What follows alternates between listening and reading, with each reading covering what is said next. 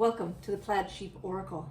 This is a collective reading for the new moon in Virgo that happens this evening at about 9:55 p.m.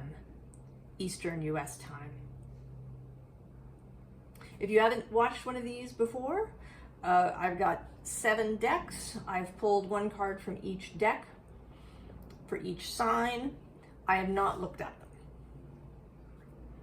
I'm going to do a little intro and then a collective reading using the bottoms. And then we will go sign to sign and it'll all be time-stamped.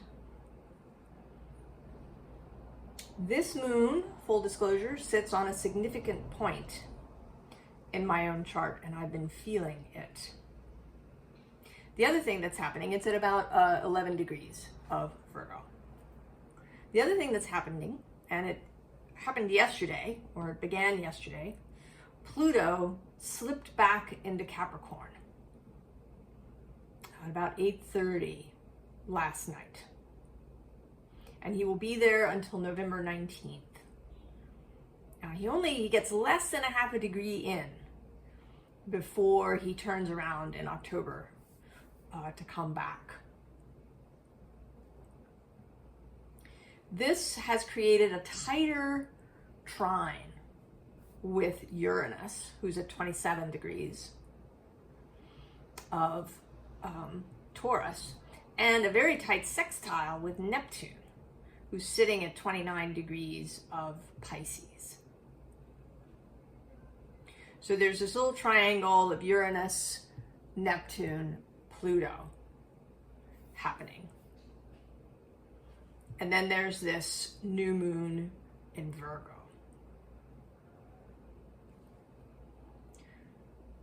So there is decidedly something transformative, and it's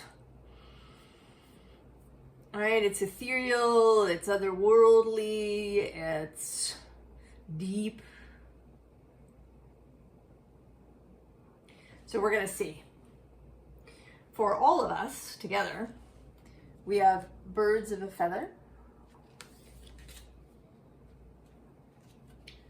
panacea, the 5 of Pentacles, the Page of Swords, 3 of Swords, Fire Spirit, Energy, and the Keeper of Time.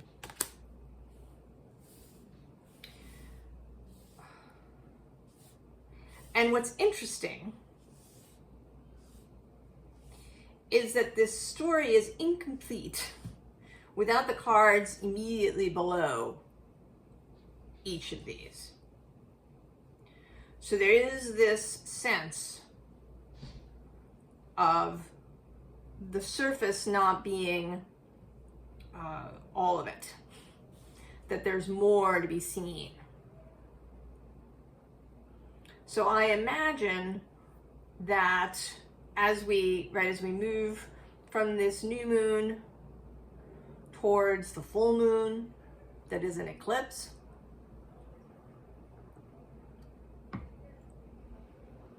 that more information is going to show up that may make sense of things that show up now.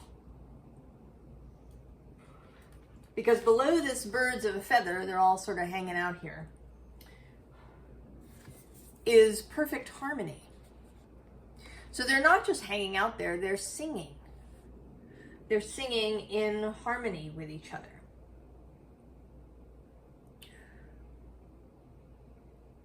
The feeling that we as a collective are going to really get in sync with one another in whatever way that is. And the collective here, as you know, those people who come here to see and watch, but also people close to us.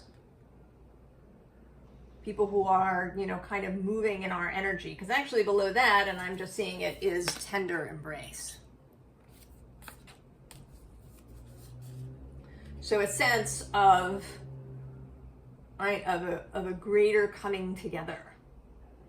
And there is that feeling between Neptune and then Pluto and Uranus on either side, this three coming together. There's something about three as well. But so we have Panacea, which says there's a solution for every problem. And right below that is liberation. Free yourself. And that seems, you know, here with this Panacea, these feet are bound at the ankles, attached right here to the earth, anchored in some way. So there is something about freeing the self.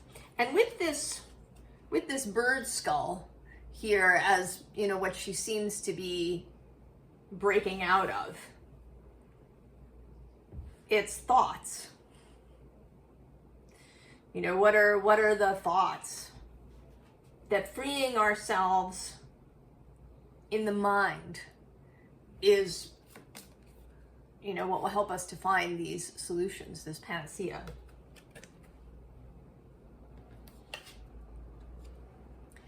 And then with this Five of Pentacles that feels, right, it feels anxious, it feels stressed, it feels lonely.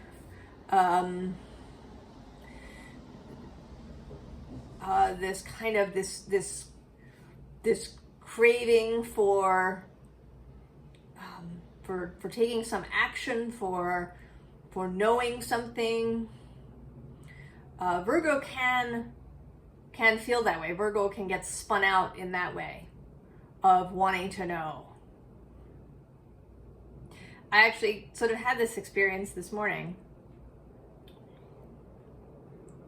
in two ways. One was the Tower came out in the reading I did for myself, and I wanted to know, what is it? But I never really got a clear answer, and I went to the park a little bit later, and this oak tree had just split down the middle, and so a big part of it had fallen, and it had kind of taken out part of its neighbors. So there was this big, you know, the Parks Department had put caution tape around it, and but you know, I have no idea what happened. You know, it didn't get hit by lightning, I don't think. But here was this tower right in front of me. And it, you know, all I could do was accept that it was there. I could, you know, kind of see what had occurred after the tower, but I had no way of knowing what the thing was. So it's just right to not seek the answer. And there was something else too that I was wondering about, and not in quite so clutchy a way. It was something that I was curious about. And again, I couldn't really receive an answer. So, but we can have this feeling. And here with this Two of Wands, this seems like, you know, sort of receiving something directly in the moment, right? It's a wand, it's a fire card. Receiving the answer when you need to have it. So trying to see things beforehand, to know what's going to happen, to understand it, is not coming through. At least not for me, and perhaps not for you. If you're here. So the next card is this Page of Swords. I love this Page of Swords. He seems like he's totally deceptive, that you know, he's just this little boy and he's got this sword, and yet there's this feeling behind him of enormous power. And this sort of came through too, actually, in my walk in the park. There was some people with a dog, and they passed another person with a dog, and that second person had this little tiny white dog who just went crazy, barking and pulling on the leash, and the first set of people kind of laughed, isn't that cute, this tiny dog? And yet I thought, if that dog launched itself at your jugular, her size might not matter, right? There's power there. Size does not matter, or is deceptive. And below that,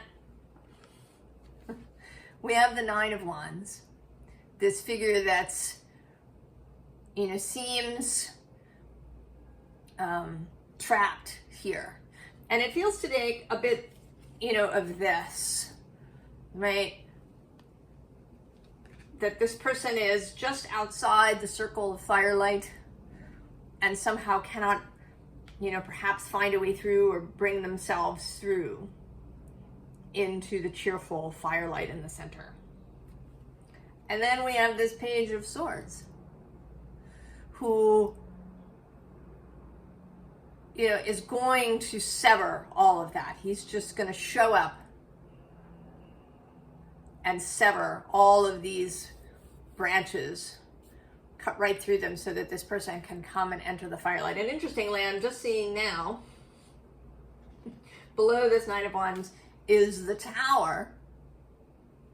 And then right below that, this Two of Swords that's blindfolded.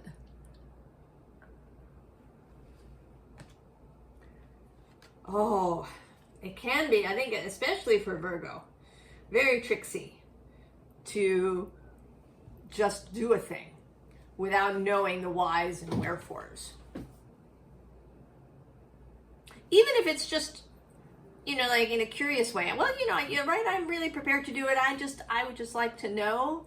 Even that seems to be off the table.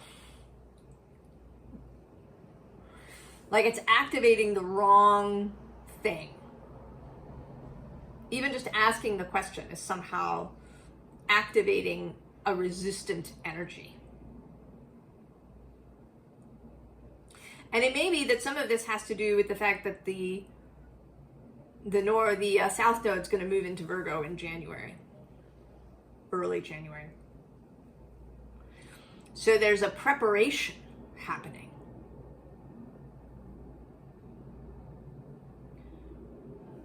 For this nodal shift.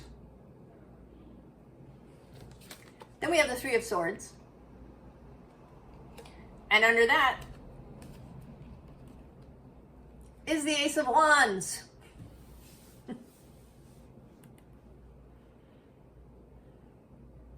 So beneath all of this mental suffering,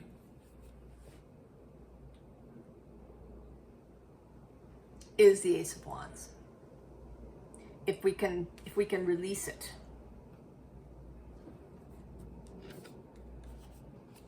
And then we have the energy.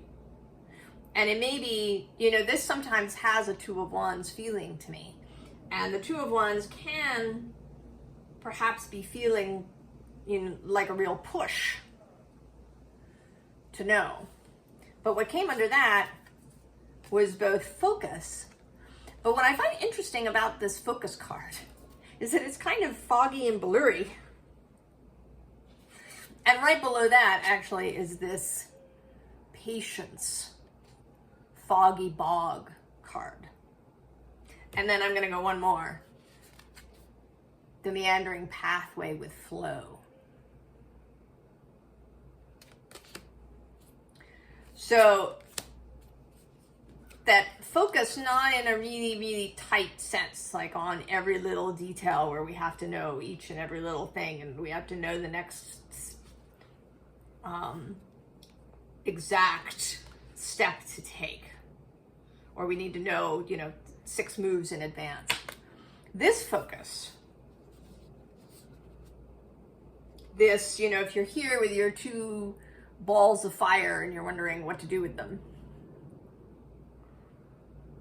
this is about focusing on the whole, right? It's kind of an open focus, which is actually a technique invented by a guy named Les Fehmi, F-E-H-M-I, where you soften your gaze and where you focus not on the thing, but the space between things. So you would focus not on my fingers, but on the space between my fingers. And that this allows the mind to slip more into an alpha state that's kind of meditative. So that you're not, the focus is not tight. It's an open focus on the whole. So then we have the Keeper of Time. And this feels a little bit like a nod to Saturn, who's moving through Pisces across the way. It's a relatively loose opposition. He's at 16 degrees, so it's a 5 degree or so orb of opposition to the moon. But he is there, doing his thing, moving, still retrograde, until the end of November. But he is, right, he is Kronos, the Keeper of Time.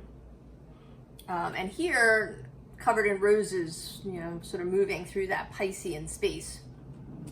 And below that, we have the Keeper of Stories.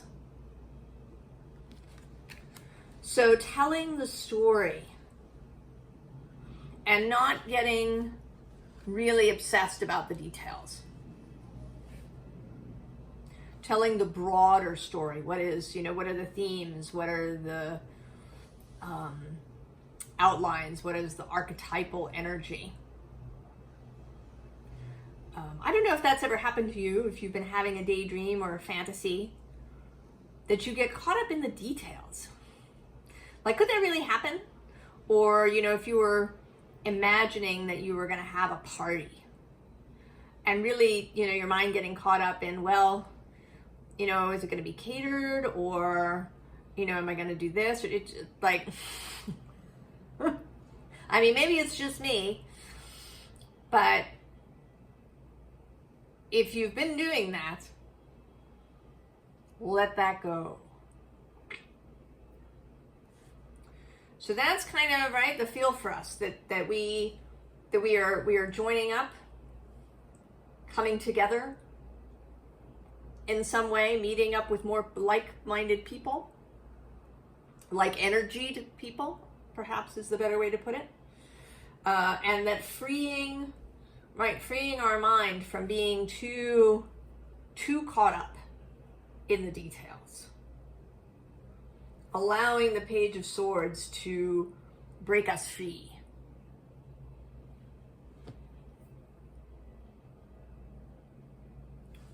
As we move into this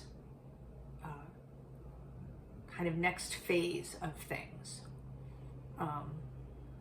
And as Pluto, Neptune, and Uranus kind of, right, like, have their harmony together. Let them figure it out. Rather than you figuring it out. Okay. Aries. We're going to start with Aries.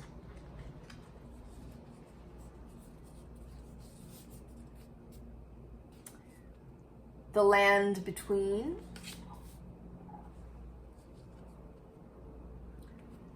Solitude,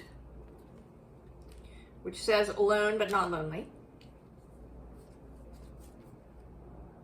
The Knight of Wands. The Hermit, interestingly. The Nine of Cups.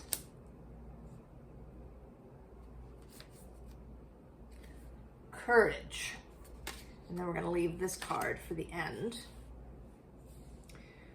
Well, Aries.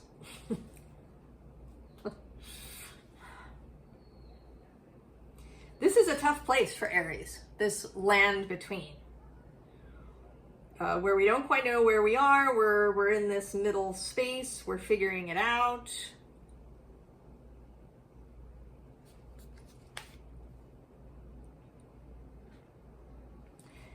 And I don't, you know, this idea of the party now is showing up. That maybe you want to have one. Aries. I think maybe you want to have a party. Not necessarily because you're lonely, but because it would be a fun thing to do. You're in this in-between space. You know, and it may be, for you, there's some particular transit that's happening. It may have to do with the fact that the North Node is moving through the last degrees of Aries. There is going to be an Aries full moon later in October.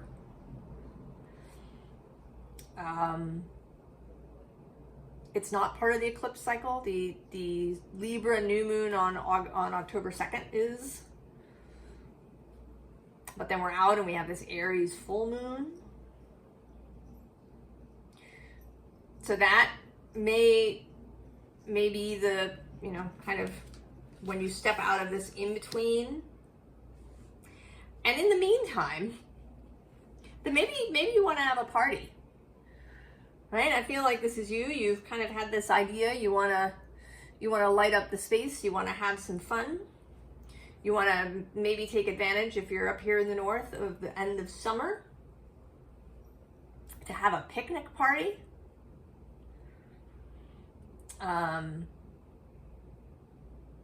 You know, something, or like a bonfire party. And I want to say that you want to invite Virgo. Because, you know, this feels like, right, here you are, Aries.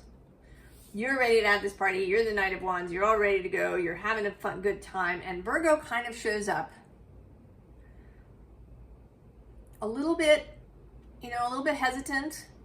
You know, they've got their little light that they're following. Then maybe has led them to you. And you're ready to receive them. To receive them and to have this Nine of Cups party.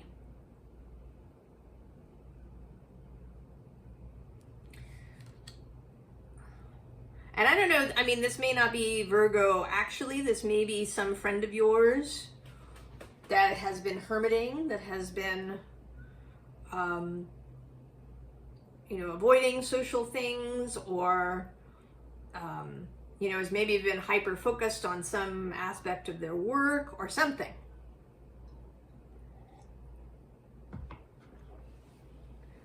And you're inviting them to this Nine of Cups party, right? The drink will be flowing, all kinds of drink.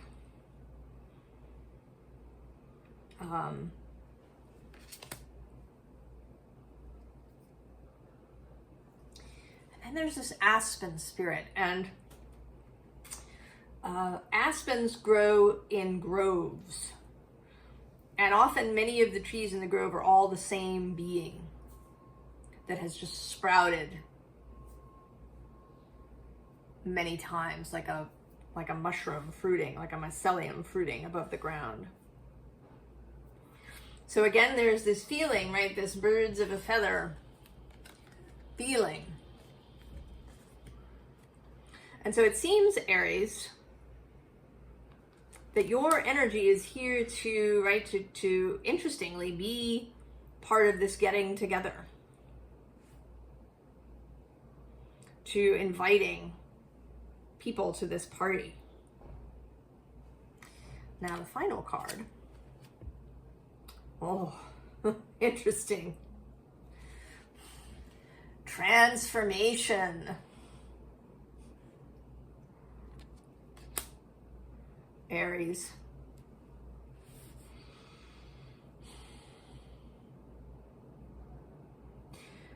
So maybe you have been hermiting as well.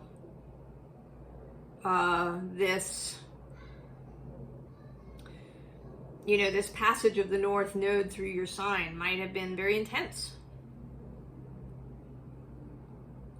There may be many things that have been changing, many ideas you've been having, many things you've perhaps been working through or deciding about.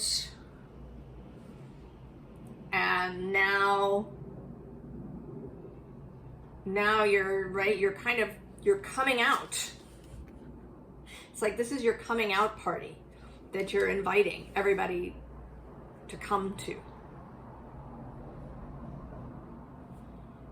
Oh, Aries.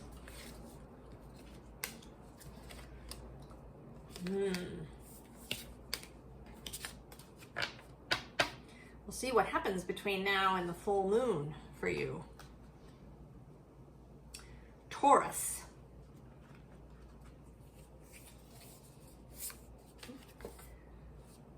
Awakening genius.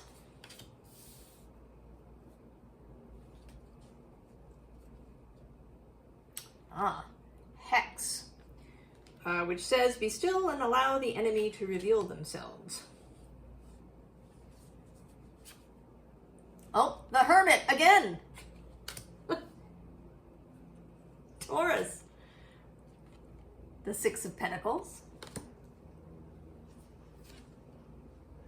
Oh, the Devil.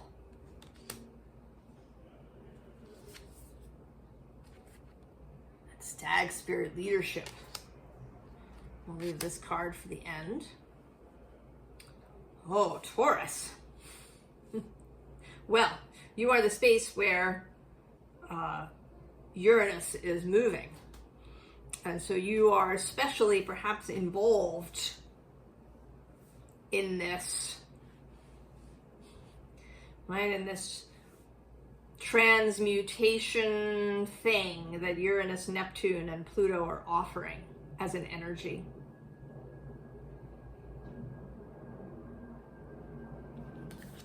Right, with this awakening genius card.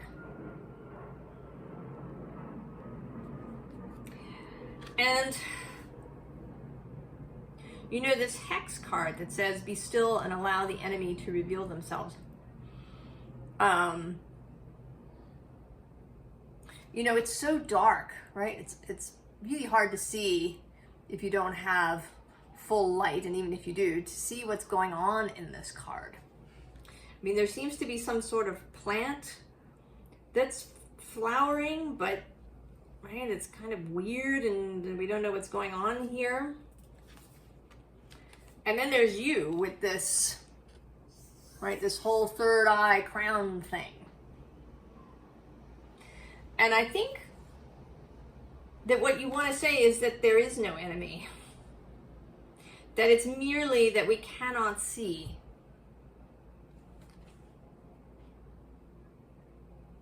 That if we are still, and actually if we are still and we allow this, it's not that the enemy will reveal themselves, but what will be revealed is that there is no enemy. That maybe we've been, right, that we've kind of made it up in our heads. Maybe because we needed something to grapple with. We needed some sort of contrast and we just let it get too big.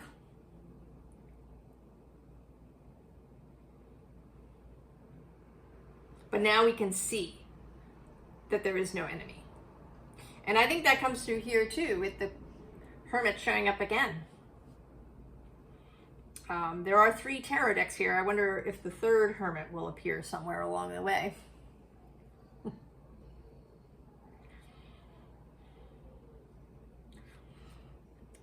This Hermit feels very magician-y to me too, because she's got this red fire lantern.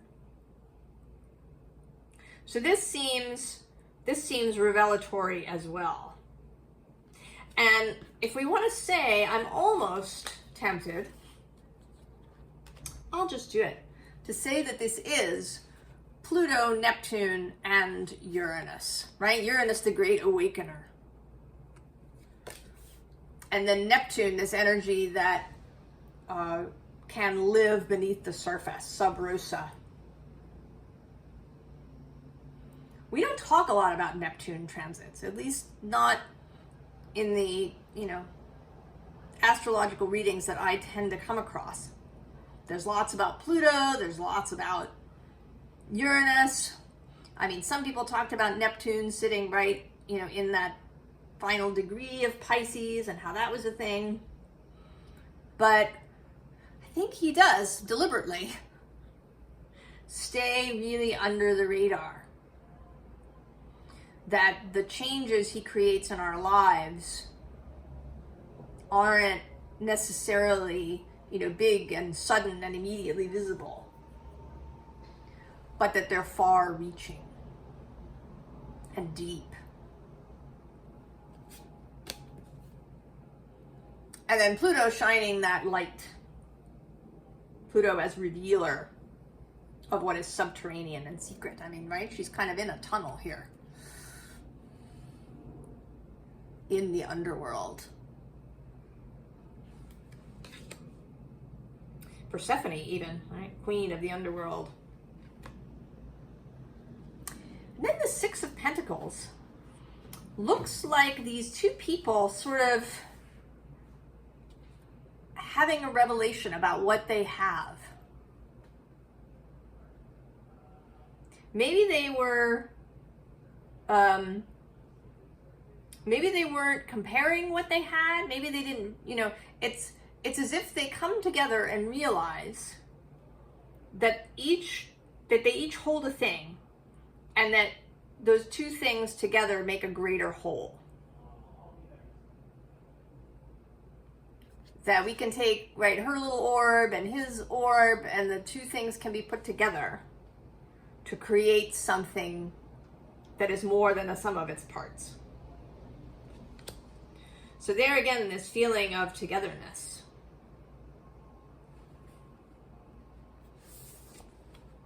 And then the Devil. And I think this is another nod to Saturn. He's looking, because Saturn isn't directly involved in any of this. He's sort of off to the side. He's got a broad opposition to the new moon. He's not really close to Neptune. He's observing all of this.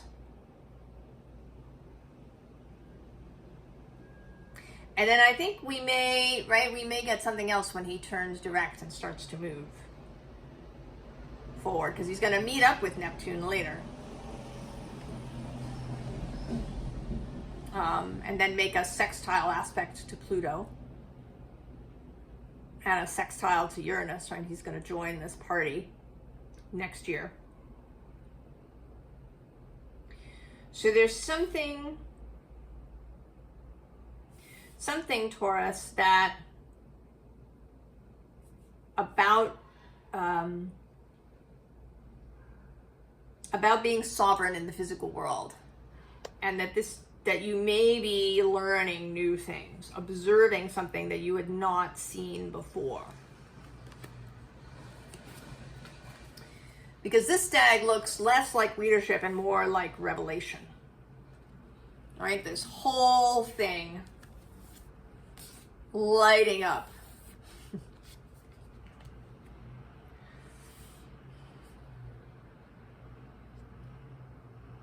That something over the next weeks, I mean, it might happen sooner.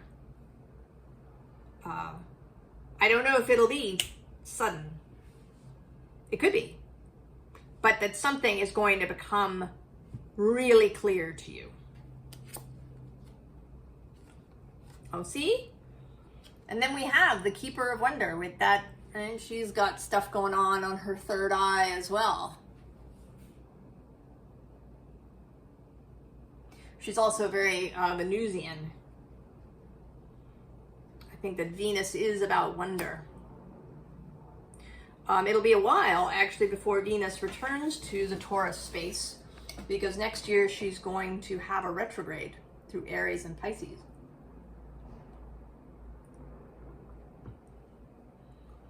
So she's another one who's going to, like Saturn, will show up with all kinds of new lessons and new ideas gained. So this seems like just a beginning for you. And that the primary thing here is to know that there is no enemy. And to know that you can join with other people. And then when you do that, you gain something that's greater than the sum of their parts. Taurus.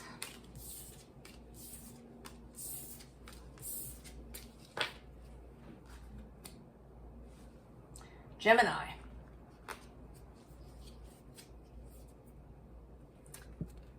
Broken open.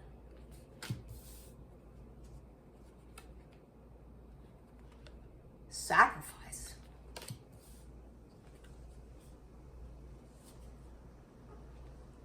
Page of Swords. King of Cups. Six of Swords. And the Water Spirit, manifesting dreams. We leave this one for the end. Well, Gemini. There's some kind of heart opening thing happening here. This broken open card belongs to the heart chakra in this deck. It's the final card of the heart chakra cards.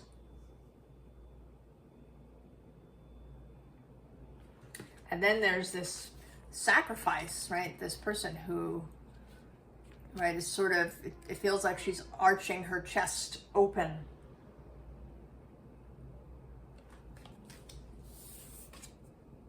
The subtitle, and I'm just noticing that these two cards have the same number. They are both 28.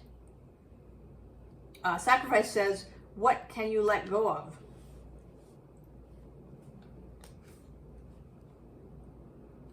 And then this Page of Swords, too, with her arms open.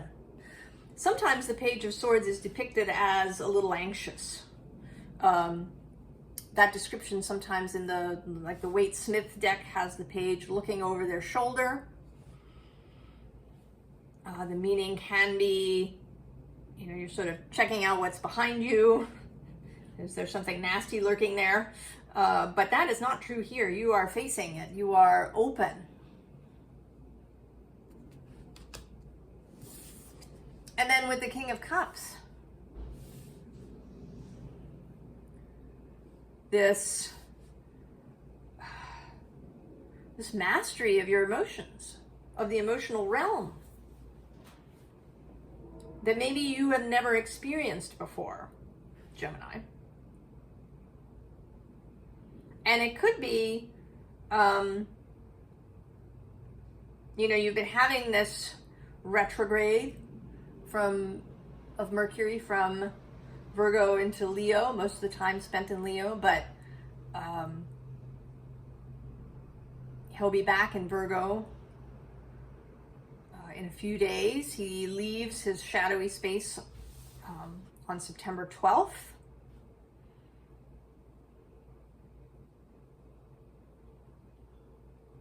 He met up with Venus in this process.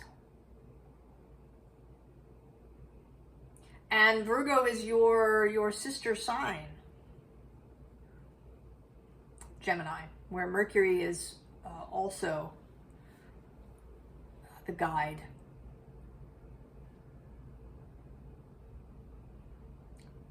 So you seem to have really succeeded in allowing your heart to open, and allowing yourself to really feel, and allowing yourself to be vulnerable. And that means that you get to get on this ship to manifesting your dreams in this watery space. That this newfound confidence with your emotions, this newfound ability to combine this water and air, the emotions and the intellect. Because the King of Cups is a more intellectual take on water than the Queen of Cups. He is someone who can think about his feelings. He can feel them, but he can also think about them and come to an understanding. Well, this, I'm feeling this now, but I know, that it's related to this thing that used to happen when I was a kid. I know that it's not something I have to succumb to. I can acknowledge it. I can say, yes, I feel this. I know.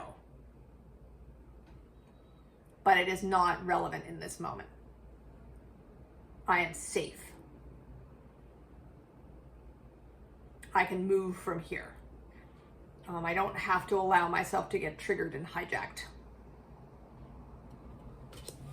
And this ability, and the ability just to feel, to know when you're going in the right direction. I feel good about this.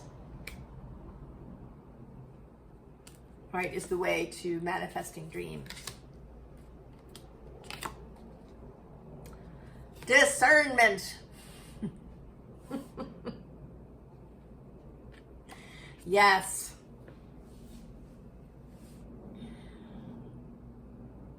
And it's interesting. The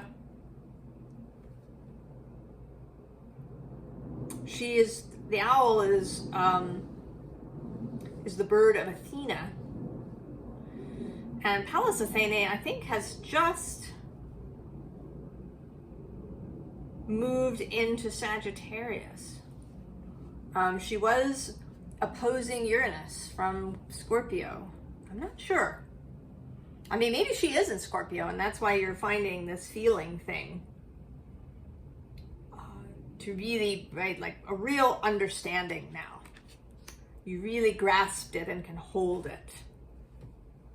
Gemini. Oh.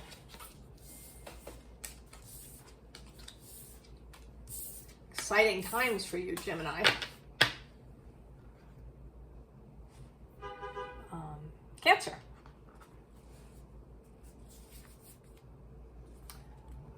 Sacred reverence.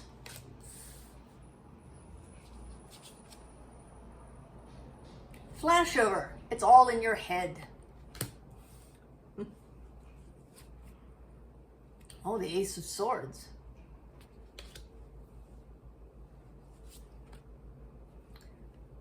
Five of Cups. Nine of Wands.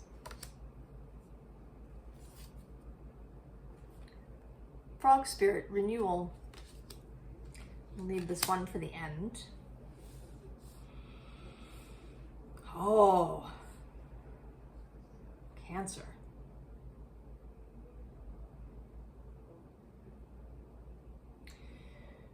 You too are coming into some kind of real understanding.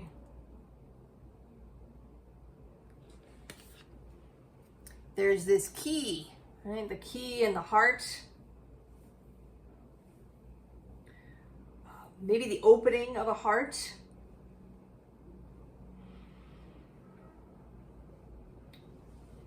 Cancer certainly is like the feeler and can therefore sometimes lock away the heart. Keep it safe.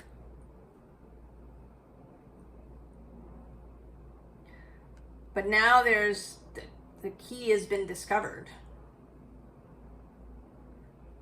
to enable this opening. And I'm really seeing this, right? These two cards.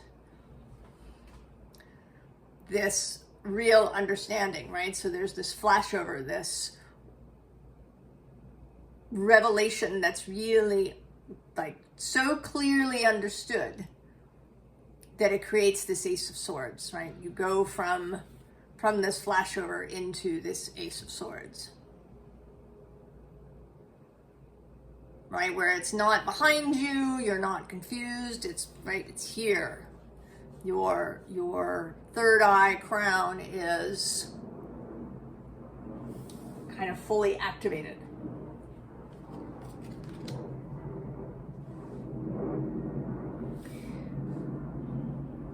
And it may be that what has become really clear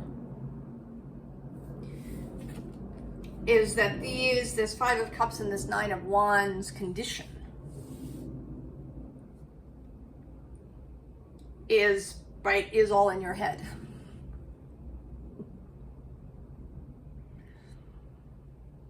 Right? The past, this feeling perhaps of exhaustion. Sometimes this card looks exultant, and sometimes it looks as if he's saying, WTF, right? What? There's a kind of Job feeling. You know, looking up at the sky saying, what?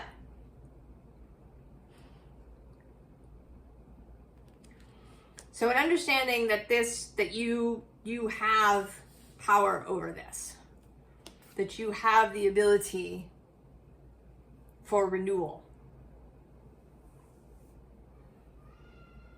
that you have the ability to see how much is in your head and how much is under your control.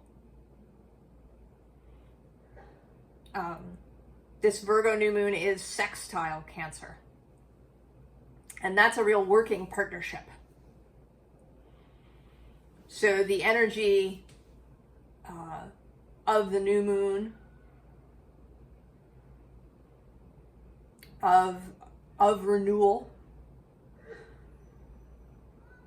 of beginning something differently, from Virgo, which is a mental space. So really clarifying, helping you to clarify your own mind.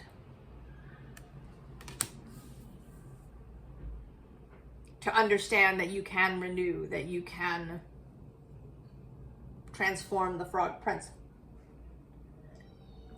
Or that you can be transformed.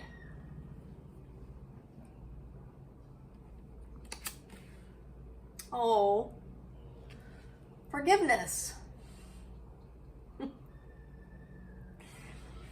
I don't know, maybe that's part of what you've been carrying around, is some sort of resentment about something.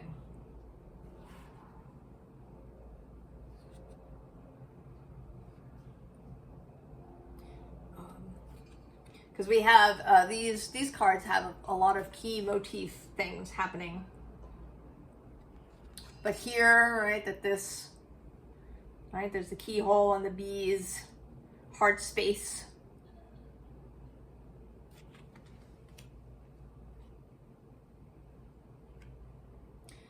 Something of yourself, forgiving yourself for something, for lack of perfection, perhaps. Some of these other kind of Virgo, the ways that Virgo can be tight in us. A need for perfection, a need to know, a need to have things just so. And that if we don't get it right, we can be angry with ourselves. Or maybe there's somebody who maybe you want to forgive them. Personally, I don't think that forgiveness can be forced. I don't think you can force yourself to forgive. I think that when you're ready, that when you feel your own strength, your own sovereignty, that it cannot hurt you anymore, then you can forgive. And maybe you're right on the threshold of something. And this new moon is just going to help you tip over and allow a renewal through forgiveness of yourself and or others. Cancer. Oh, Cancer. You know, Mars is going to move retrograde through your space starting at the end of the year. He turns retrograde in Leo in December 7th, I think, or 6th. So there may be potential for action to be taken later. Leo. Willing release. Opulence. Says it's time to lead. The Six of Cups. The Moon. Oh, the Moon twice. Leo. Owl Spirit, Wisdom. We'll leave this for the end. Leo.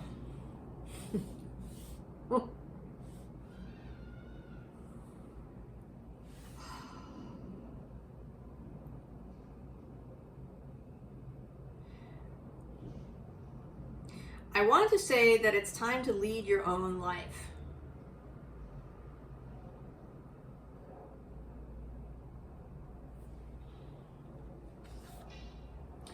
These, right, this release feels like seeds leaving home.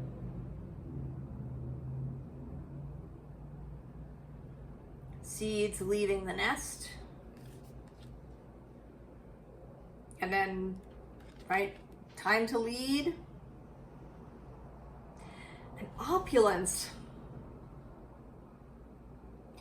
You know what that sort of feels like? Well, it says, right, the number is 21.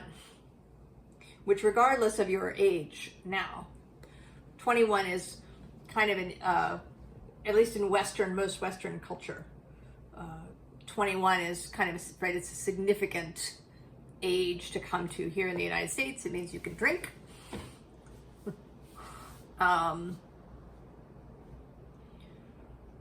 There's something, right, about reaching 21. That you've reached the point where you're going to leave home, because that's what this particular Six of Cups always looks like to me, is that she's packed a bag and she is leaving home. Now I got the Beatles song happening in my head.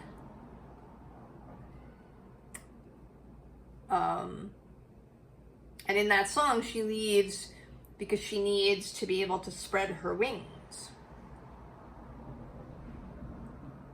to live differently.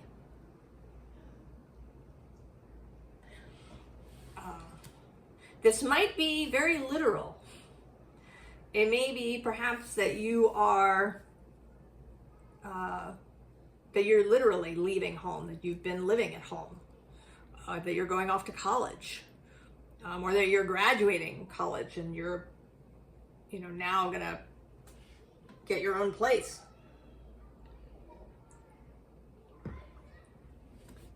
But it may also be more figurative. That you've been, I don't want to say that you've been living in, right, the term comfort zone has begun to rankle, I guess, like anything else that gets used so much. But there's something about leaving home. And the ability here with these two moons to really tolerate uncertainty. This moon feels like setting out. Maybe you and a companion. Could be you and your own soul. Could be you and somebody else.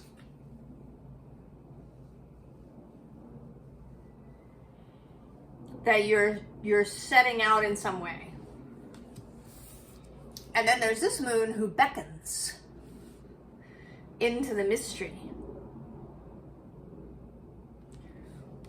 So there's something here about a very high tolerance for uncertainty, for the mystery, for moving out,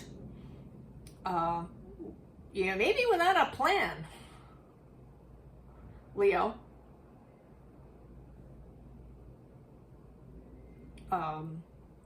You know, I know some people when they travel, the only hotel they reserve is the very first one. So they, you know, they land at the airport, they go to the first hotel and they're there. But then if they travel around, they leave that open. They have a general idea about where they're going, but they're not fixed, right? We have all of this idea of not being attached to the details.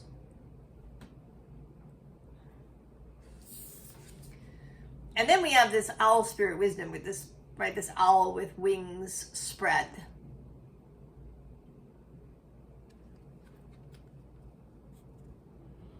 And owls, one of their gifts is to fly silently, so they can sneak up on their prey. And this card often feels that way, that this fairy is there, she's contemplating deeply, and this owl is gliding in and is going to land on her head.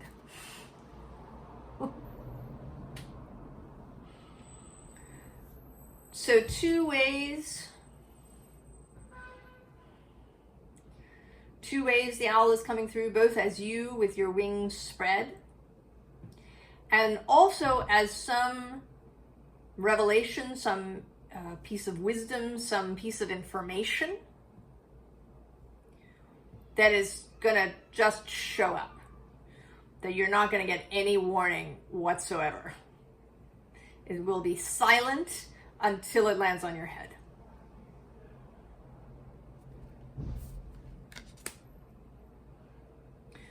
Crossing through the uncertainty, setting out into this moonlit night with only your own knowingness as a guide. Final card. Oh, create. Oh, that's very Leo. Well, all right. So that's actually kind of a piece of guidance here. And maybe it's even, you know, if you're not literally leaving home, that you're setting out on a new creative path.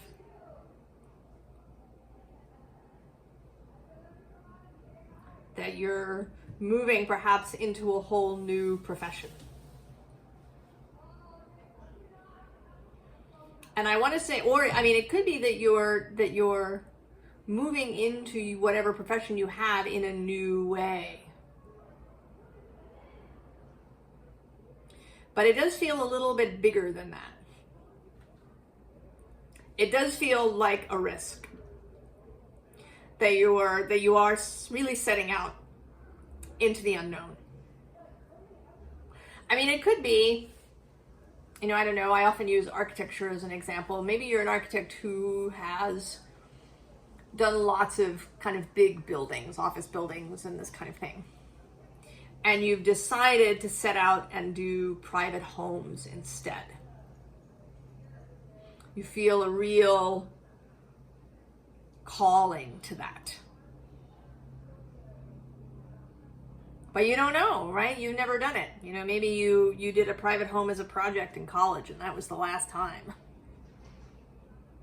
So you're setting out into this unknown space where you simply have to trust that you have the ability, the creative juice, the wisdom to make someone's private space for them.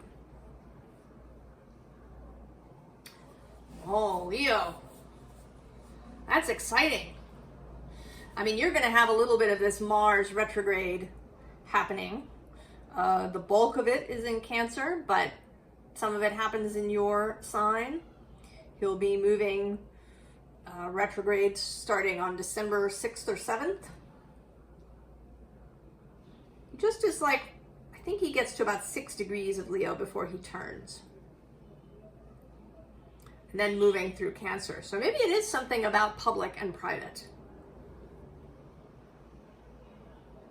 Now we're going to see, Leo.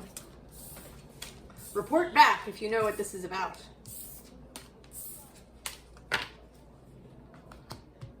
Virgo. I'm excited about this, Virgo. Oh, the power of purpose.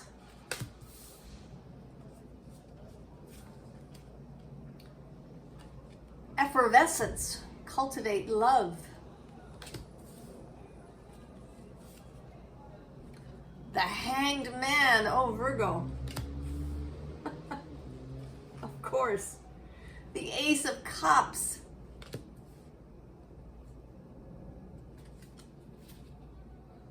And the Eight of Wands. Wolf Spirit. Family. Leave that card for the end. Oh, Virgo.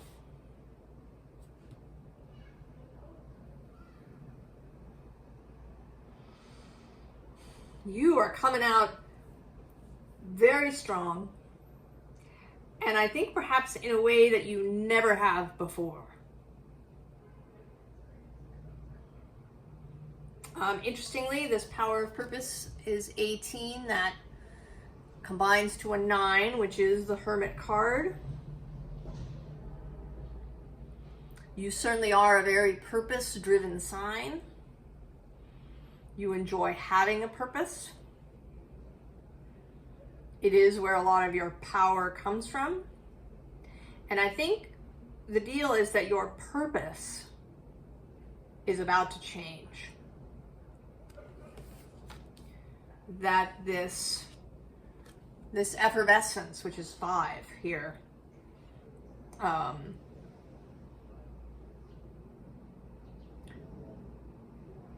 about, right, that this is about love. Cultivating love. And here with the Hanged Man, who I really strongly associate with Pisces, his esoteric correspondence is the element of water. But I think he's actually a better correspondence to Pisces than the moon is.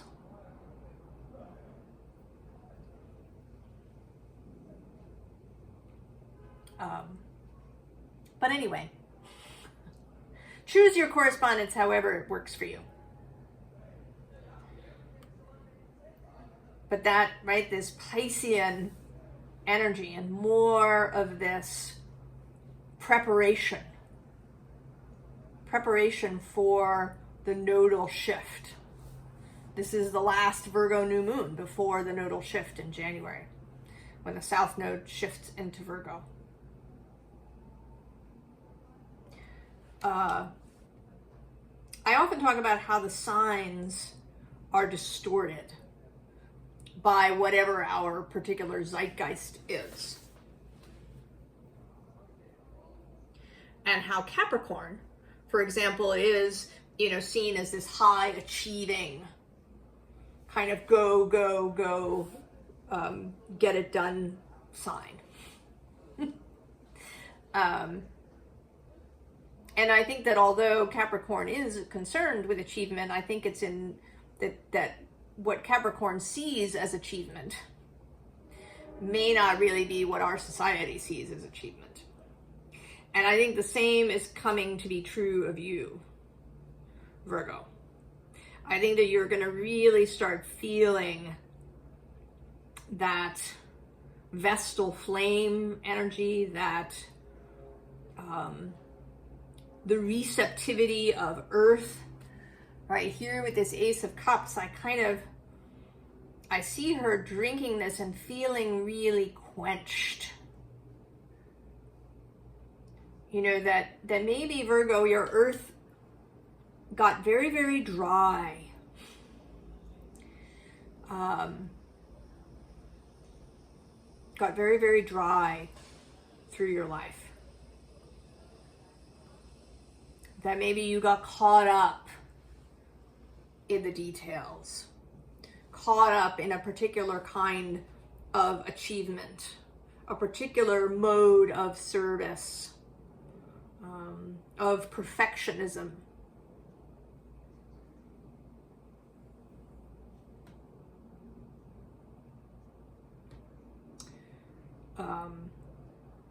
And you know, that's making me think now, in terms of healing, Virgo is a body sign. And in the humoral system, Earth is the melancholic element, considered cold and dry.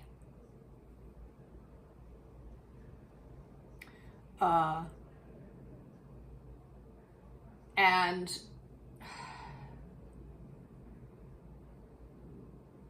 you know, maybe like seeing Earth in this way contributes to that. That how you see a thing, right? Seeing that as melancholic, right? That there was the zeitgeist of the time when this humoral system was developed kind of created this, that then has carried through until now. That we can change this through our perspective and our attention to it. I'm not going to go on about that. Maybe I'll do a reading about that later. Maybe it'll show up in Virgo's next reading. I don't know.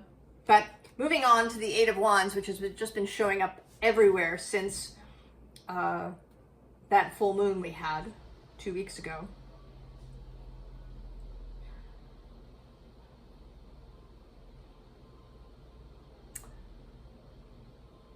Lots and lots of energy and beautiful, life-giving, enlivening energy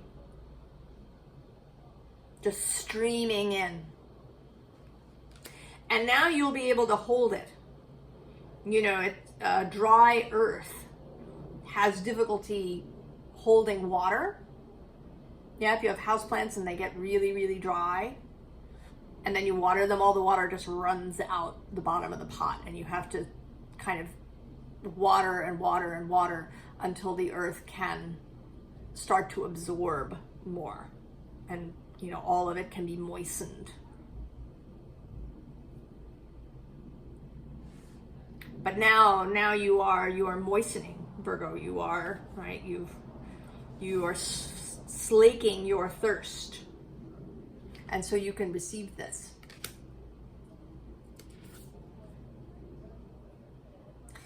And then this wolf spirit feels a little less like family and more like just setting out in this new, you know, this wolf really seems to be smiling. You know, the wolves are a very earthy energy.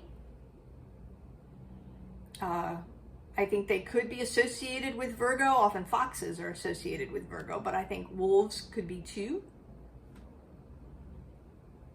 Right? There is a sense with the head wolf, the alpha wolf of service, you know, of keeping the group together, keeping the group safe. But doing it in a new way. Last card, Virgo, is receive.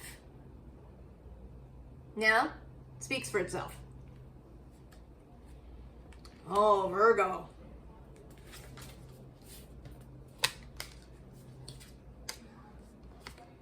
Purpose made manifest and made glorious through receiving. Libra.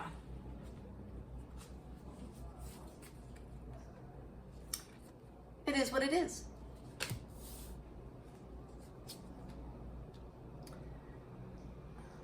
Epiphany. Reveal your gifts.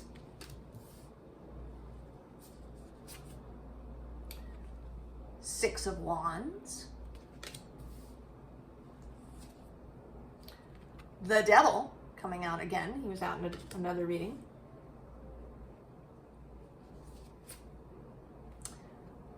Judgment. Oh, those two are interesting together. The Secret Spring, success. And we'll leave this card for the end.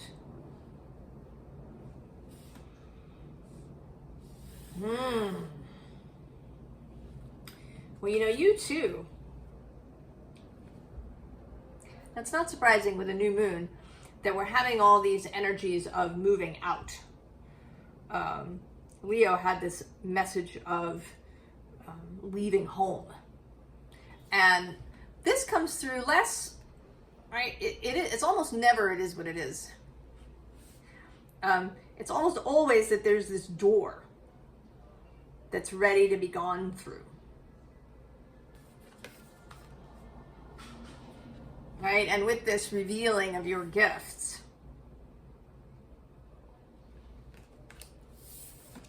and then the Six of Wands, usually this card shows up, you know, with lots of people.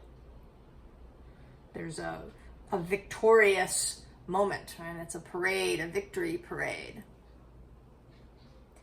And that was just 1:11:11 on the clock. The victory parade, Libra. So right, leaving, going out, revealing your gifts. And then with this devil here, right, clinging to the leg.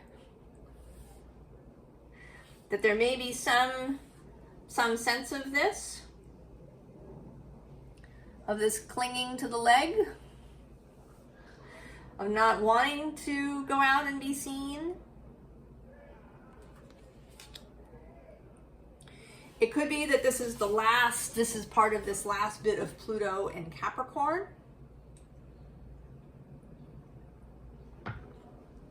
A final coming to terms with things. Maybe it's a final really look at Pluto. Because, you know, we tend to see him, you know, he's the dark lord of the underworld, and there's power and violence and these things. But again, I think that is, right, our societal distortion.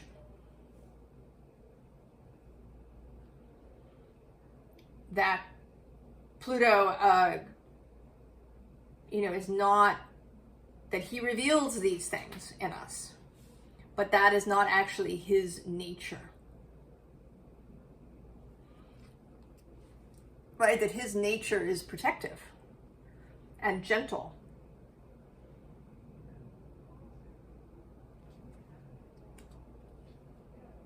Right? That he deals often with lost souls.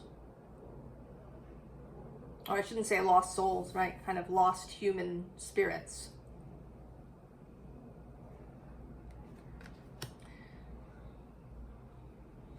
Because then we have judgment, the angel.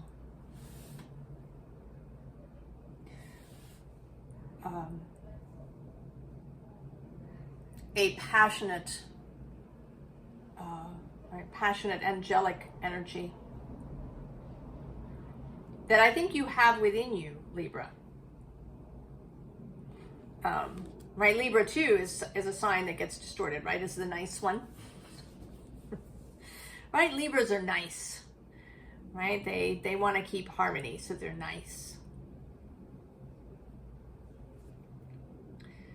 But that is not, you know, your soul energy.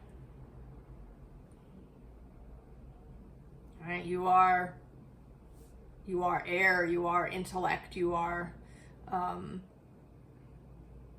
beauty, you are Venus. There's power there, right? As there's power in the angel. And with the Secret Spring being success, there may be something, there is, right, in the collective, this sense of the hidden, of that which we cannot see, that we should just act without knowing, so that there is a success that is coming that you don't see it coming. You know, maybe because the door is closed, you have to go through the door to really see it. You know, to step outside and be revealed, that the success, you know, has to do with you being revealed. Because I also have this sense of this fairy being a little surprised that she's here at the secret spring and somebody, you know, comes out through the bushes and is just there and sees her. And then maybe initially she's alarmed because she's been hiding herself. So it may be, Libra, that if you don't, you know, go and open the door, that the door is going to be opened.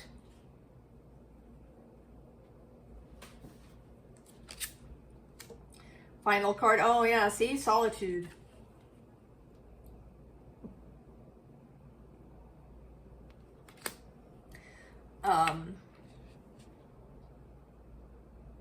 I think that maybe your solitude is coming to an end.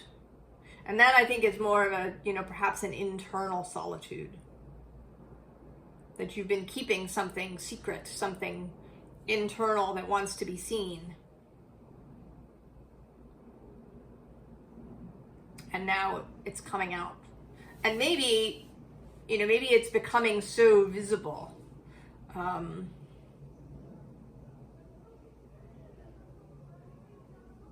You know, it almost feels, right, like she's, you know, sort of bleeding gold here. That it's, right, it's just coming out of you. You can't hold it back any longer. You don't even have to go through the door, perhaps, Libra. It's, right, the door will open because this gift of yours, this you-ness, is just coming out, becoming visible. Oh. Libra. That's exciting.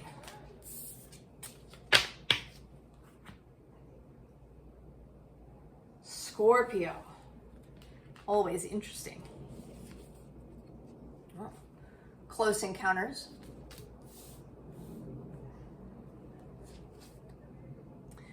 Euphoria. Honor yourself.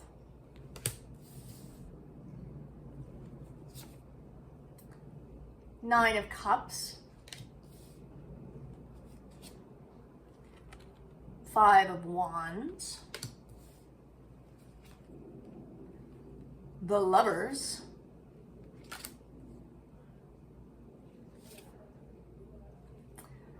Standing Stones. Passage. We'll leave this for the end. Well, Scorpio. I think this is literal. Scorpio. I mean, this actually is looking totally like a romance novel. Because we have kind of the initial meeting. Then there's these two cards, and I want to say that you are the Euphoria, and this other person is this Nine of Cups. And you meet, and you're not sure, right? You're a little, I don't know, you're maybe a little put off. You know, they seem perhaps extra confident, right? That's the... Right, in the Gothic romance novel, that's the man, right, who shows up, you know, seeming confident, arrogant, you know, on his white stallion. You know, and you're not real sure about that. Maybe it seems like too much. Maybe it seems annoying. You know, with the Nine of Cups, they may be incredibly self-possessed. They may be so comfortable with themselves, right? Real mastery of the emotional consciousness realm. You may even, you know, part of the trouble may be, this is sometimes a romance novel thing, you may not believe it, right? This person is attracted to me? That's not what usually happens. I usually run into the people who are really immature and, you know, don't know what's going on in their own feelings. What's happening? And so there may be, right, the next thing that happens is, right, the Five of Wands is the tussle, you know, perhaps the slightly fiery arguments that may happen, or and I want to say that if this person really is kind of this Nine of Cups masterful person, I think you're not really going to be able to pick a fight with them. I think this is mostly going to be internal. That you're going to have this internal tussle with yourself. That you're not going to be able to draw them out into an argument. You know, and I'm interested here, actually, I'm just seeing that there's what looks like, I think it is, kind of a frog. And now I'm wondering about Cancer, who had this frog coming out as, right, the Spirit of Renewal, the Frog Prince card. So are you know, maybe they're a Cancer? Scorpio? Perhaps? If that's a confirmation for you, it certainly doesn't have to be in any way. I mean, the Nine of Cups is a Pisces card, so that is coming out. Five of Wands is a Leo card, Saturn and Leo.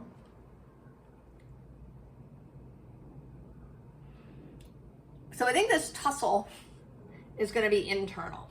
And then the next card is the Lovers. And then, interestingly, is Passage. And here you are in your red outfit, ready to go. And, you know, I'm noticing kind of, right, that both of these figures have, right, they have some red clothing happening, some red stuff in their clothing. So, that this person, right, is like, you know, has similarities to you. They have passions. Right? They do have a passionate nature.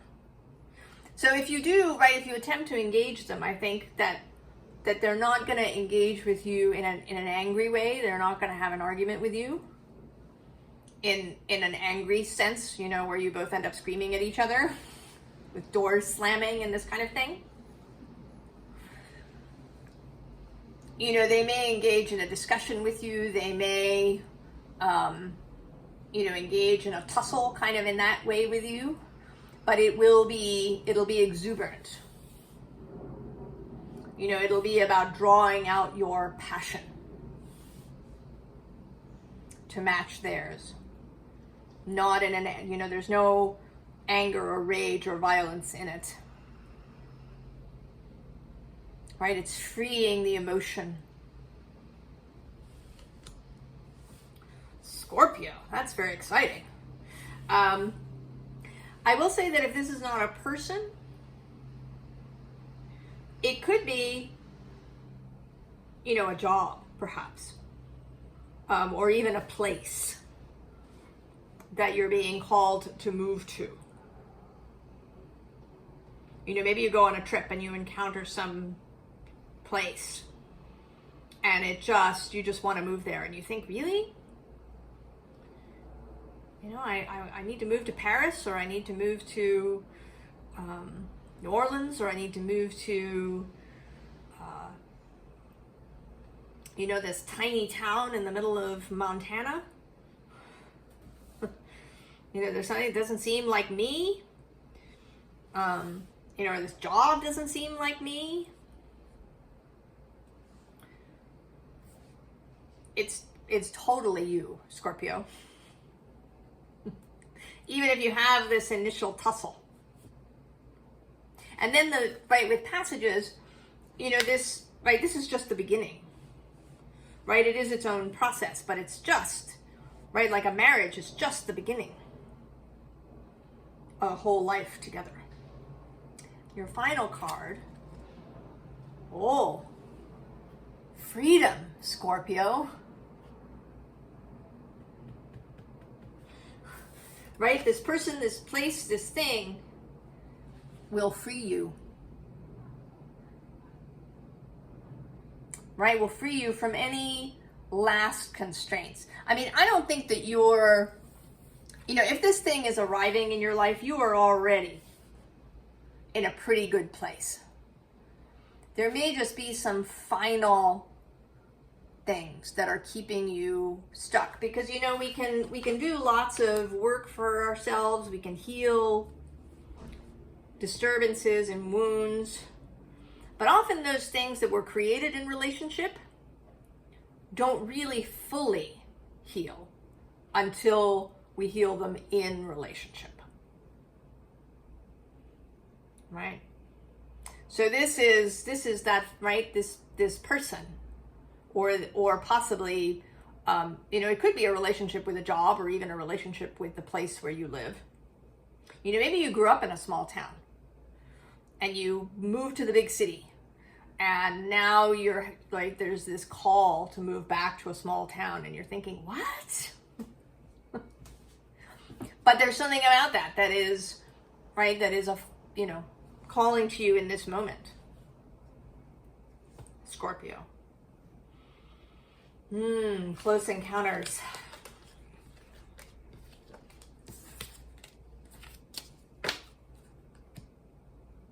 Sagittarius.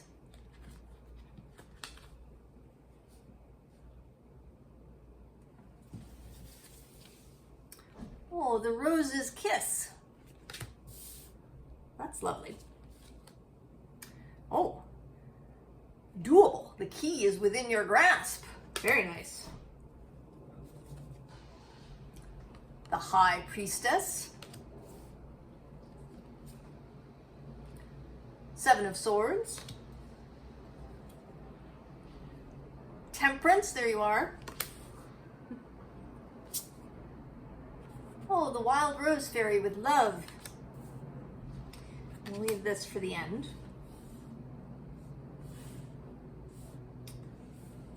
Sagittarius.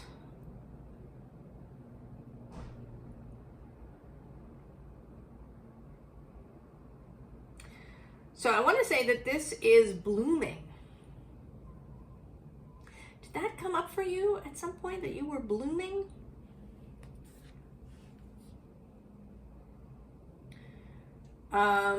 You know, in this card, this Rose's Kiss, is a sacral chakra card in this deck.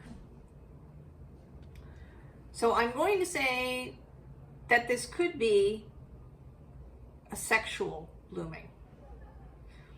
Might be a creative blooming. But that there's a real sacral component to this.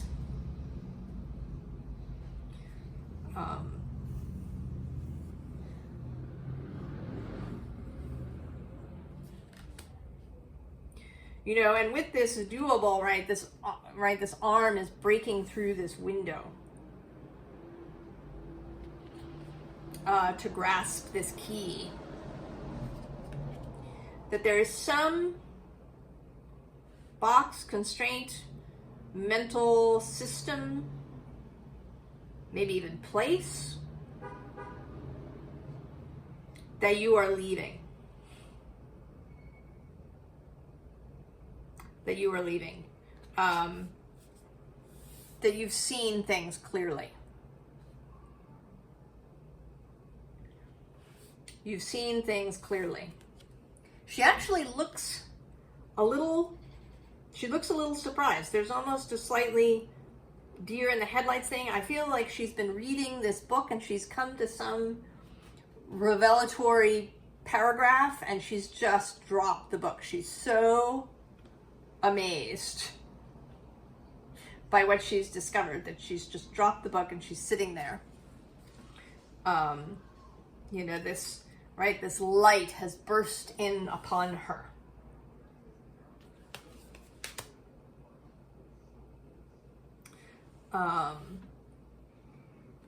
And then, right, going, not waiting for anything, just booking out of there, wherever it is.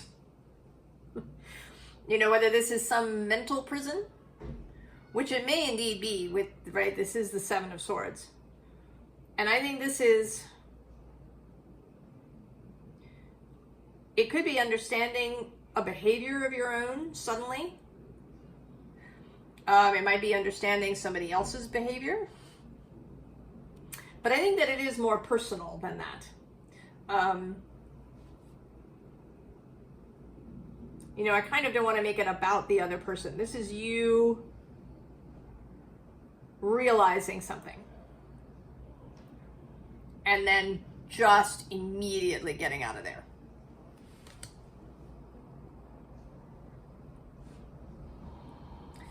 And then we have Temperance, which traditionally is your card.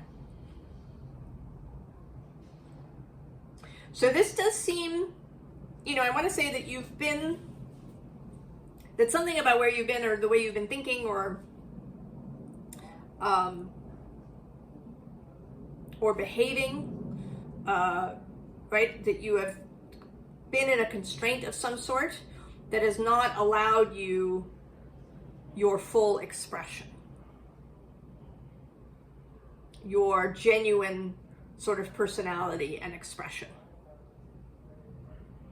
And this might be sexual, right? It might have to do with your orientation, what you want, what turns you on. It might be simply making your desires known.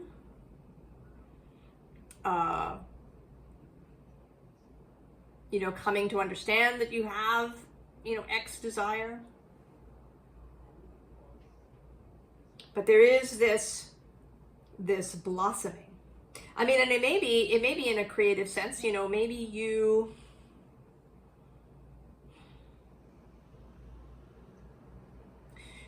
know, maybe it's you never thought that you could be artistic and like really artistic, you know, a painter or a novelist or a poet,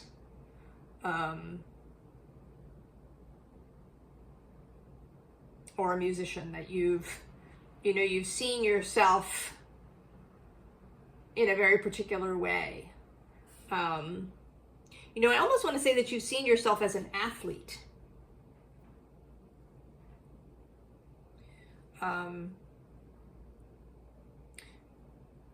You know, or maybe you've seen yourself, you know, as a sports writer, perhaps, and that you're actually a poet, and you didn't realize.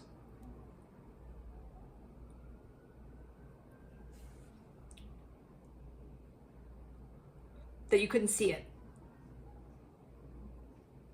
That was your, you know, what was really trying to bloom. Right? Because we have this wild rose fairy of love. Right? The wildness. And not wild as in, you know, uncontrollable or, you know, doing crazy things. But wild as in simply not domesticated by whatever system you were involved with. The final card. Oh, interesting. Reciprocity. Well, that certainly adds weight to the idea that this is about your sort of your sexual, physical love life.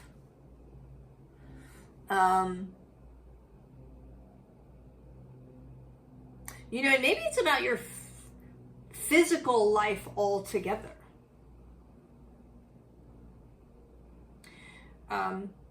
You know, my experience of people who have a strong Sagittarius energy is that they often don't pay attention to that stuff.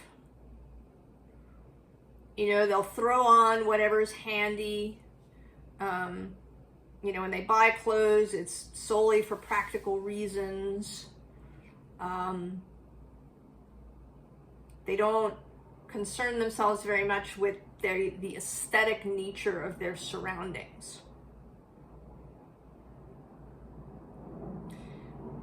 And maybe you're discovering that you care more about that stuff than you think. You know, that you really care that you're eating delicious food. That maybe you care about, you know, what your home looks like or how you're dressed.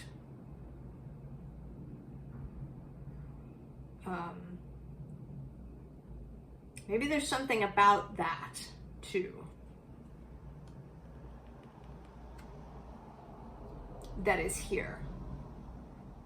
That you're just paying more attention to the sensual nature of yourself. Sagittarius. Blossoming. Sagittarius.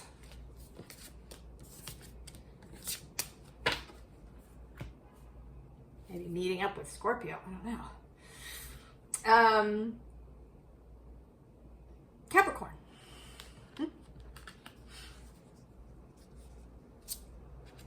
Oh, time machine.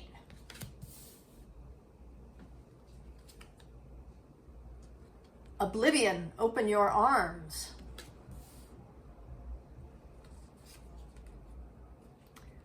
The Seven of Cups. The Seven of Cups twice. Oh, Capricorn. And then the Two of Cups.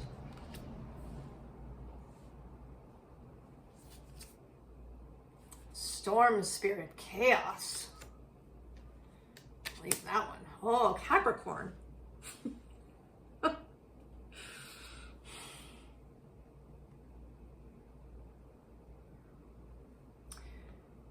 There is, right? There's something is happening, people.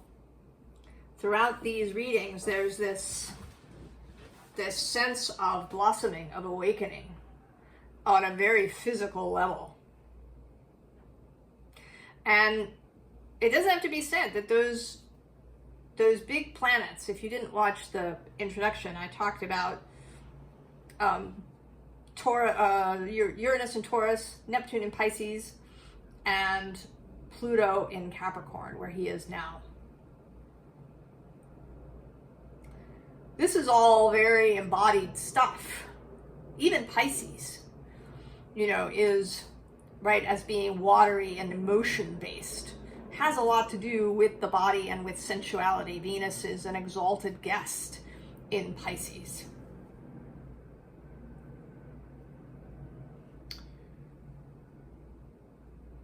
So with the time machine, now this is coming through both partly as Saturn moving through Pisces. And Saturn is your guiding planet. So you're receiving, right, this education, this experience to your guiding planet. But also there's this sense of a portal happening here.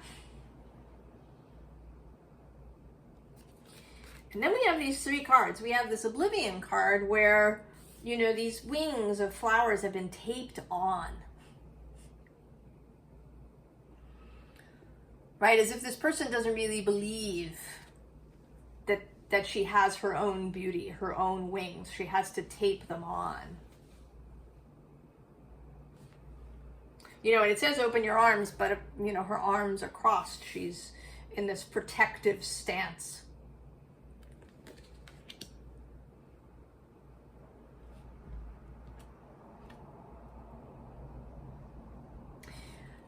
then this Seven of Cups, which is, you know, seems less about, you know, lots of choices, as just about simply being in a confused or occluded space.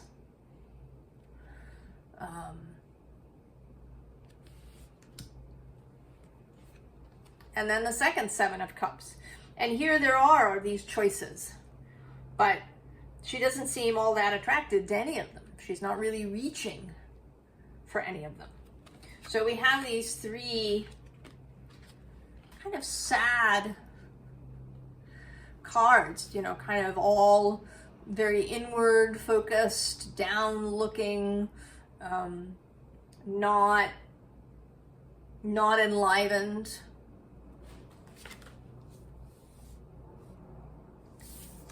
And we have this Two of Cups. Right, this light. It's like she's lit from the light of this portal. So this, right, this relationship that's happening between Pluto, Neptune, and Uranus, they're in relationship. Pluto and Uranus trine, and then Neptune is the sextile to each of them. There's a little triangle. And actually, if you extend the orb, Venus is down in Libra at 5 degrees, and it forms this kite shape. She's in a broad trine still to Pluto and Uranus at 5 degrees of Libra. And she was just in a tight trine to Pluto and in a tight trine to Uranus. And in a exact, right, all of these exact, the opposition to Neptune. So you, Capricorn, are, right, there's an opening up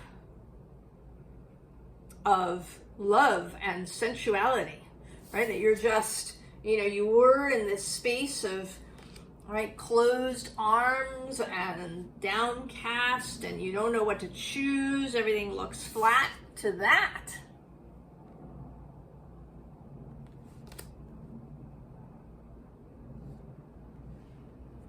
And then right after it, chaos.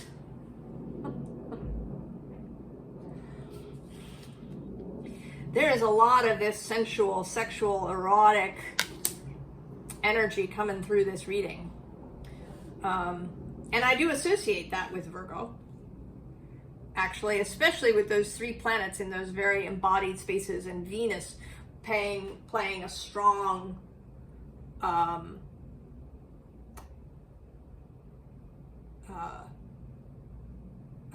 role, having, you know, had harmonious aspects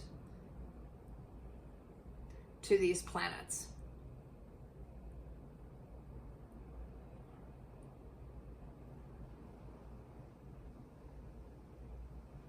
You know, and a little bit later, she's going to trine Jupiter as well.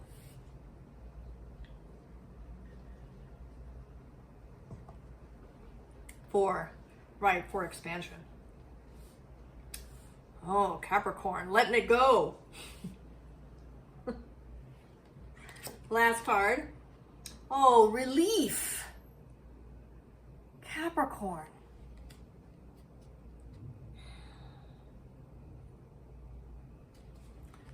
Oh, that feels so lovely. That something that has been tightly held is now being released. Oh.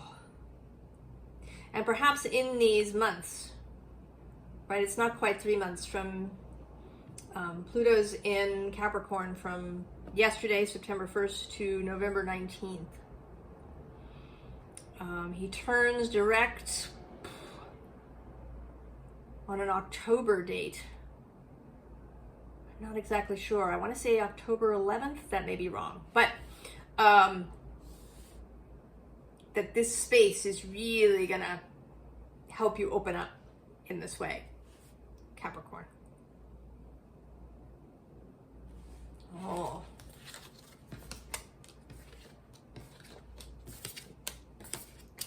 this is clearly an exciting new moon. Aquarius.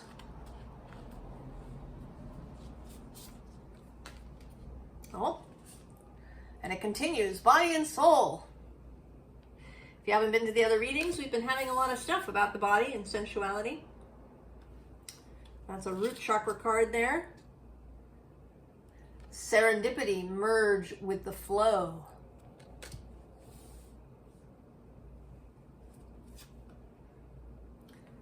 The world.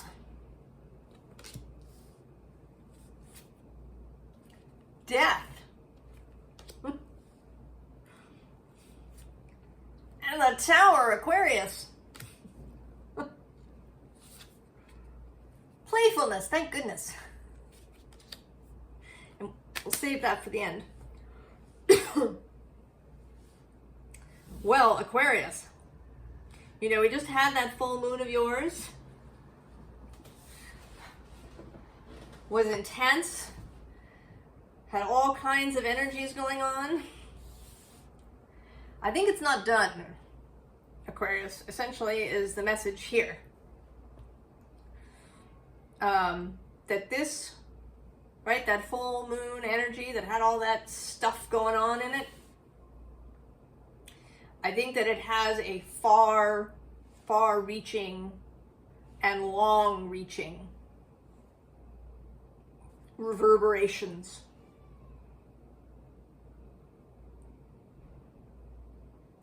And that this new moon is, right, is another component of it. Because some of the same planets, although they're not in a direct aspect to the new moon, are an aspect to each other. So Uranus to Neptune to Pluto. There's a broad trine down to Venus,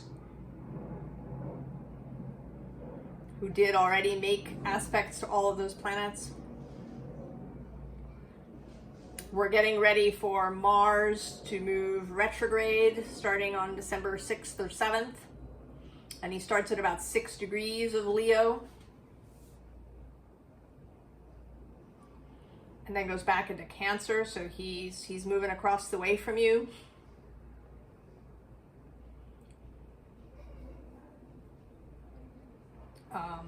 Pluto comes back into your sign on November 19th.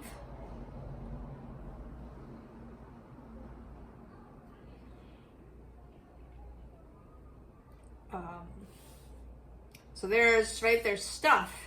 And I think that for all of the signs, you know, this is Virgo. Virgo is the body.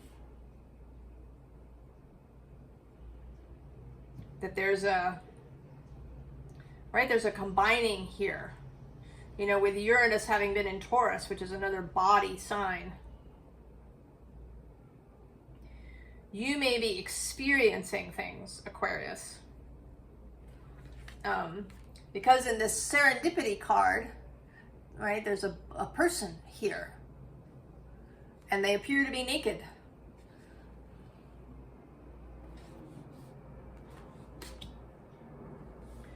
So moving, right, learning to move with the flow, really learning something about embodiment.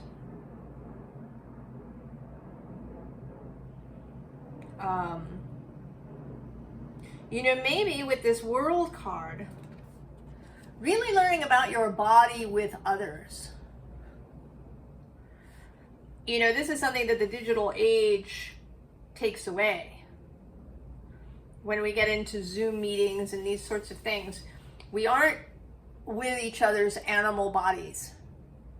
And this matters.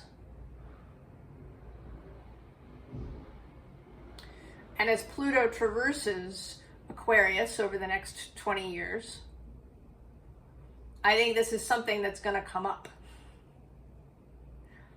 around our use of technology. And that you will be, you know, kind of in the lead here. So you're really learning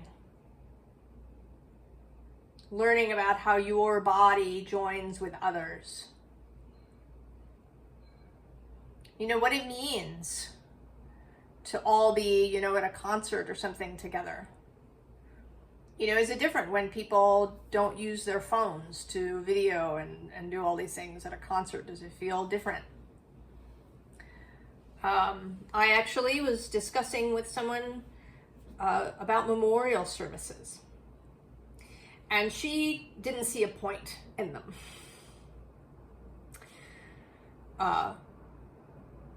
She didn't think like that they would make you feel any better if you were the person who lost someone. And it's true, it can't fix it. You know, if you've lost someone dear to you, you're going to feel that grief. It's not going to suddenly go away. But there is something. There's something about coming together in physical form, meeting each other's animal bodies, that is of comfort, that creates a change, a container. Right? There are reasons why rituals have lasted for thousands of years around various, you know, kinds of passage, death, marriage as well.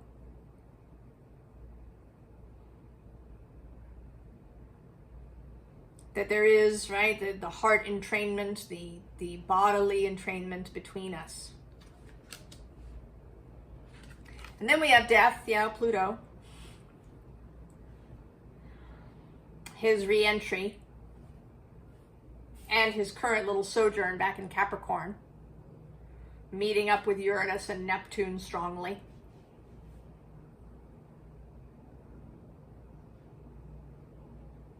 And, you know, Uranus, who is one of your guides, and Saturn, who is one of your guides, they are in these more sensual signs of Taurus and Pisces. And then the Tower,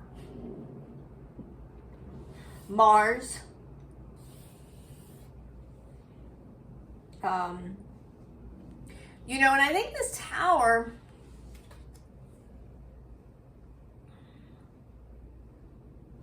there is, right, there's this person, again, kind of down here, if you can see her.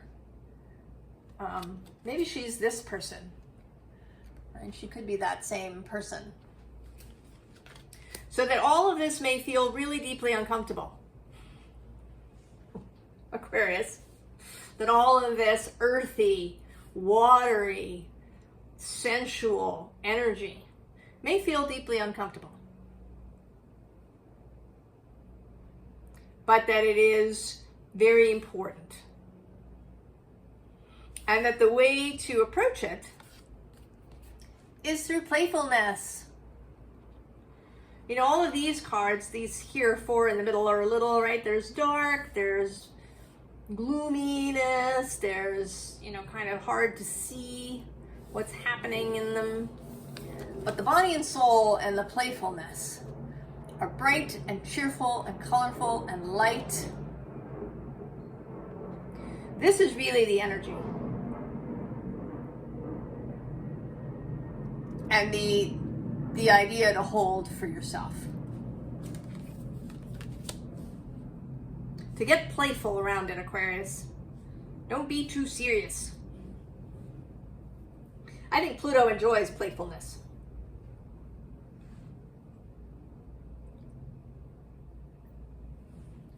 Final card. Oh, contradiction, but it's the pomegranate, Aquarius. Have you heard me talk about Persephone? And my alternate retelling that I actually got from someone else. From Carolyn Lovewell, Carolyn Elliott, as was. So, Persephone gets kidnapped by Hades, Pluto, gets taken down to the underworld. She's down there. She's deeply uncomfortable. She gets really hungry. And she answers that hunger. She obeys her body. And she eats some pomegranate seeds. Now, in the original telling, that's a mistake, or it appears to be a mistake, because now she's trapped. And she has to spend half the year, right? Mercury, Hermes gets sent. He negotiates this thing where she spends half the year in the underworld and half the year above. But that's a really disempowering version. If we say that she's down there, she's experiencing things that she didn't, right? She's experiencing her own shadows. She's experiencing an erotic awakening because she's just been this, sort of little goddess of spring by herself in a field. And now she's met this god of the underworld, this plutonic, passionate individual. And so she eats this pomegranates, right? It's a totally sensual fruit, right? Filled with these red seeds. And she awakens, right, into her full power as queen of the underworld.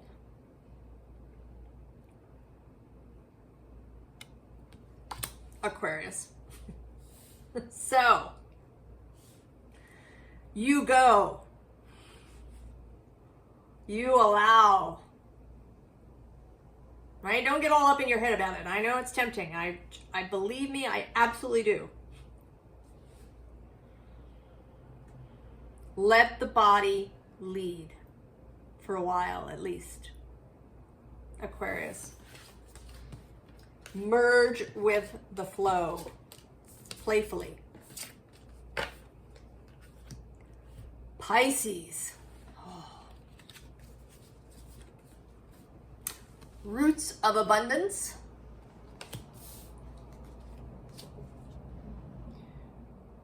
Resilience. Burn away the past. The Ten of Pentacles. The Queen of Wands.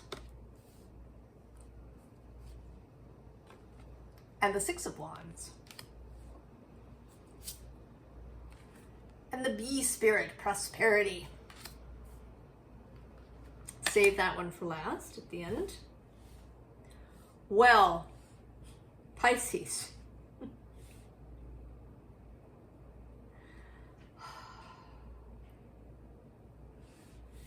This certainly feels very Saturn in Pisces. But also a little bit of the North Node, kind of sending out some signals ahead of itself. So, right, Roots of Abundance, this is a root chakra card.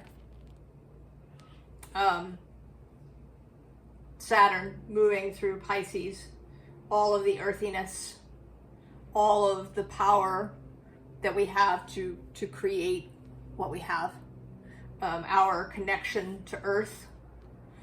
You're also having that as Neptune is sextile Uranus in Taurus and Pluto in Capricorn.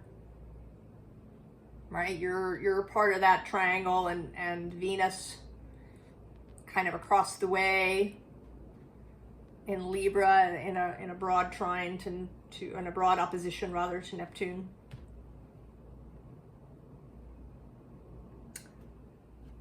Strength, solidity, power. The new moon now across the way, showing you how grounded you can be, how resilient you can be, that you don't have to, feel lost or unanchored if that's something that's happened for you.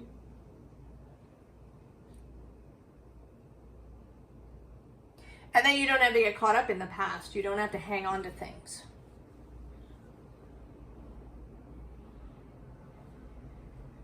I think that can happen to Pisces. That because of that lack of borders that you have, that the past, can bleed in. But you don't have to hang on to it. right? That you have, you know, this Ten of Pentacles always gives me the magician vibes. That you have the ability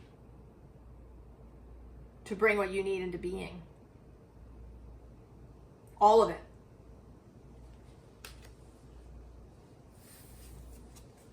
And then the Queen of Wands. This, right? This and actually the Six of Wands feel like an advanced guard or an advanced sentinel or not a sentinel. What is the word I'm looking for? Like a fanfare that's coming, you know, blowing the trumpet, saying the North Node is coming. It's not going to be until January, but we do have a solar eclipse in Pisces. It's our first taste, our first eclipse along the Pisces Virgo axis at the end of the, or in the middle of this month on September 17th.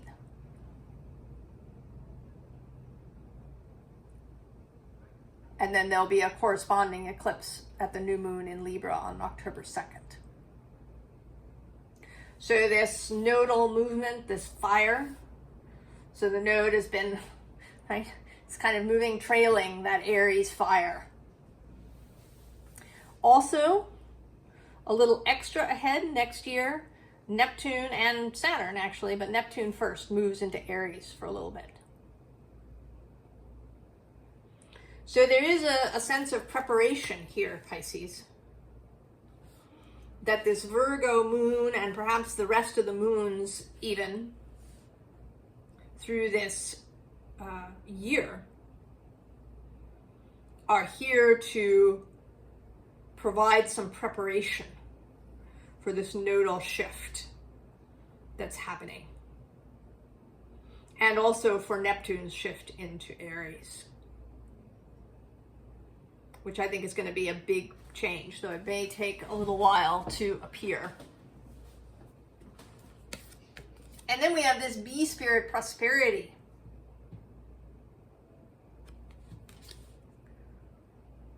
So allowing your own prosperity, allowing your own resilience, allowing your own abundance. Knowing that you have this power to act. That you can receive and you can act.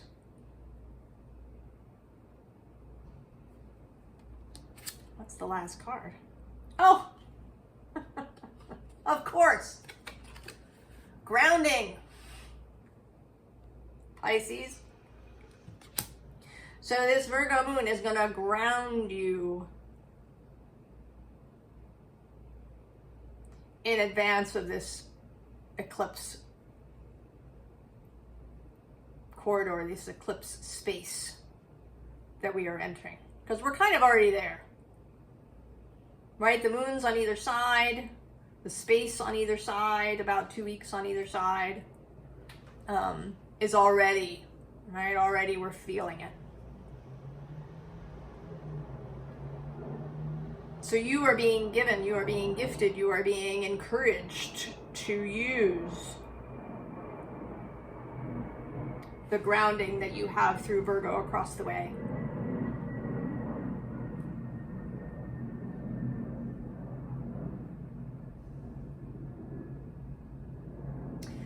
I don't know, I'm being called for you Pisces, perhaps. You get an extra thing. I don't know why, I just have, I'm gonna pull one of these animal spirit cards.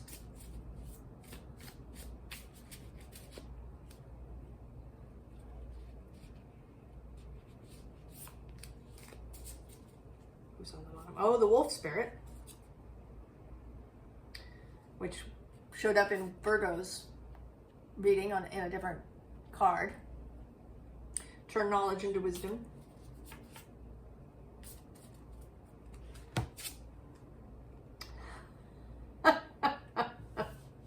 Well, very Pisces. Whale spirit. Trust the great mystery, Pisces. So Virgo and Pisces in communication, in synergy, in reciprocity, coming together, here now, as part of this, the changes that are coming, both personally and societally. So thank you, Pisces, for accepting that. I wish you the very best, and I will see you all next time in the next video. So long.